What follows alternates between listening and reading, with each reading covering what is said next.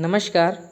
स्वागत है आप सभी का JNU MA Hindi mock test की श्रृंखला का ये 10वां टेस्ट आपके समक्ष उपस्थित है। टेस्ट के पश्चात आप अपने अंक हमारे साथ अवश्य साझा करिए। चलिए प्रारंभ करते हैं। पहला प्रश्न आपके समक्ष उपस्थित है। स्थापना नाटक केवल चाक्षुष यज्ञ है। स्थापना है नाटक केवल चाक्षुष यज्ञ है और तर्क है क्योंकि आधुनिक मान्यता है कि नाटक में दृश्य की तुलना में श्रव्य तत्व कम महत्वपूर्ण होता है। स्थापना है कि नाटक केवल चाक्षुष यज्ञ है और तर्क है कि क्योंकि आधुनिक मान्यता यह है कि नाटक में दृश्य की तुलना में श्रव्य तत्व कम महत्वपूर्ण होता है। कूट दिए गए हैं, ए सही आर गलत, बी ए गलत आर सही, सी दोनों सही और डी दोनों गलत। सही उत्तर होगा विकल्प ए। दूसरा प्रश्न आपके समक्ष उपस्थित है कि प्रेमचंद यथार्थवाद से आदर्शवाद को श्रेष्ठ समझते थे। स्थापना है कि प्रेमचंद यथार्थवाद से आदर्शवाद को श्रेष्ठ समझते थे और तर्क है क्योंकि आदर्शवाद उनकी दृष्टि में संपूर्ण जीवन दृष्टि है। क्योंकि आदर्शवाद उनकी जीवन में संपूर्ण जीवन दृष्टि है। विकल्प दिए गए हैं, ए सही आर गलत, बी ए गलत आर सही, सी दोनों सही और डी दोनों गलत। सही उत्तर होगा विकल्प ए। तीसरा प्रश्न आपके समक्ष उपस्थित है कि संस्कृत का कोई भी शब्द मनचाहे ढंग से तोड़ मरोड़ कर तद्भव नहीं बनाया जा सकता। संस्कृत का कोई भी शब्द मनचाहे ढंग से तोड़ मरोड़ कर तद्भव नहीं बनाया जा सकता। उपयुक्त विचार किस विद्वान का है? विकल्प दिए गए हैं, रामविलास शर्मा, सुनीति कुमार चटर्जी, जॉर्ज ग्रियर्सन और नामवर सिंह। सही उत्तर होगा विकल्प ए। चौथा प्रश्न है कि हिंदी पर सामाजिक सांस्कृतिक वहन का दायित्व संविधान के किस अनुच्छेद में निर्धारित है? हिंदी पर सामाजिक सांस्कृतिक वहन का दायित्व संविधान के किस अनुच्छेद में निर्धारित है? ए अनुच्छेद 343, बी 348, सी 349 और डी अनुच्छेद 351। सही उत्तर होगा विकल्प डी। पांचवा प्रश्न है कि शंबुक वध के रचनाकार हैं। शंबुक वध के रचनाकार हैं। विकल्प दिए गए हैं, धर्मवीर भारती, जगदीश गुप्त, भारत भूषण अग्रवाल और प्रभाकर माचवे। सही उत्तर होगा विकल्प बी। छठा प्रश्न है कि जिस तरह हम बोलते हैं उस तरह तू लिख और उसके बाद भी हमसे बड़ा तू दिख। यह पंक्ति किस रचनाकार की है? विकल्प दिए गए हैं, सुदामा पांडे धूमिल, बी केदारनाथ सिंह, सी गिरिजा कुमार माथुर और डी भवानी प्रसाद मिश्र। सही उत्तर होगा भवानी प्रसाद मिश्र। सातवां प्रश्न है कि निम्नलिखित उपन्यासों में श्रीलाल शुक्ल का उपन्यास कौन सा है?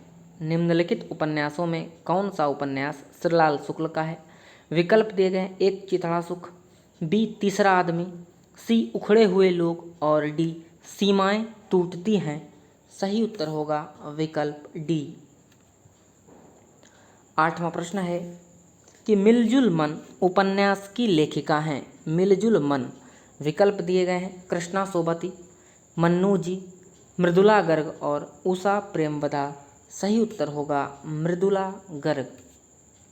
नौवां प्रश्न आपके समक्ष उपस्थित है कि भाषा विज्ञान की दृष्टि में प्रयत्न लाघव का अर्थ है। भाषा विज्ञान की दृष्टि में प्रयत्न लाघव का अर्थ है, ए शीघ्र बोलना, बी कम समय में अधिक बोलना, सी बोलने की मितव्यता और डी उच्चारण की सुविधा। सही उत्तर होगा विकल्प डी। 10वां प्रश्न आपके समक्ष उपस्थित है कि खड़ी बोली में जो खड़ी शब्द है उसका सर्वप्रथम प्रयोग किसने किया था? खड़ी बोली में जो खड़ी शब्द है उसका सर्वप्रथम प्रयोग किसने किया था?